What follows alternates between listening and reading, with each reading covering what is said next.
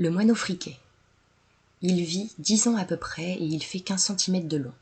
On le retrouve partout en Europe, en Asie et un peu en Amérique du Nord, au Maroc, en Tunisie et dans le sud-est de l'Australie. Le mâle a des teintes un peu plus vives que la femelle. On le reconnaît avec sa joue blanche et la tache noire en dessous de l'œil. Le jeune moineau, lui, ressemble aux parents, mais avec des couleurs plus atténuées.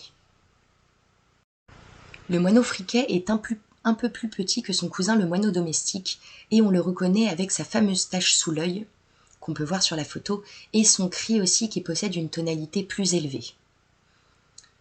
Pour les différencier aussi, le moineau domestique vit principalement en ville, alors que le moineau friquet, lui, se trouve généralement dans les champs, dans les hameaux, donc voilà, proche des campagnes.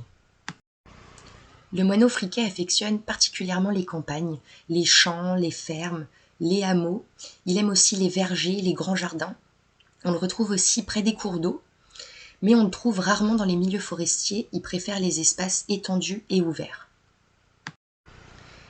C'est un oiseau grégaire et généralement sédentaire, bien que quelques populations nordiques migrent vers le sud pour la reproduction. Hors période de reproduction, on peut voir le moineau domestique et le moineau friquet se balader et manger ensemble. Ils partagent aussi leur nourriture avec les mésanges. Le moineau friquet, lui, est plutôt discret et timide, comparé à son cousin, le moineau domestique. Le moineau friquet mange beaucoup de graines, particulièrement des graines herbacées. Il mange aussi des céréales, mais aussi des tout petits animaux, des insectes et des araignées.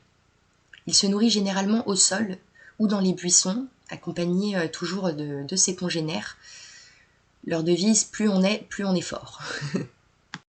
Le moineau friquet est une espèce cavernicole, c'est-à-dire qu'elle niche principalement dans la cavité des arbres, des vieux vergers, mais aussi des falaises. Il peut aussi reprendre le nid d'autres passereaux cavernicoles ou de la cigogne blanche, qui lui offre beaucoup plus de place. Alors malheureusement, ayant de moins en moins de sites de nidification, donc qui est causée par la disparition des vieux vergers, le moineau friquet est désormais en voie de disparition, principalement en France.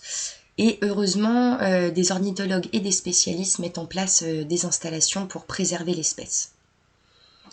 Leur nid, il est fait à partir de végétaux, de brindilles, d'herbes, de tiges, de poils d'animaux et aussi de plumes. La femelle, elle va pondre dès la fin du mois d'avril. Elle pond en moyenne 5 à 6 œufs. Les bébés, ils vont rester une vingtaine de jours au nid et ensuite ils prendront leur envol.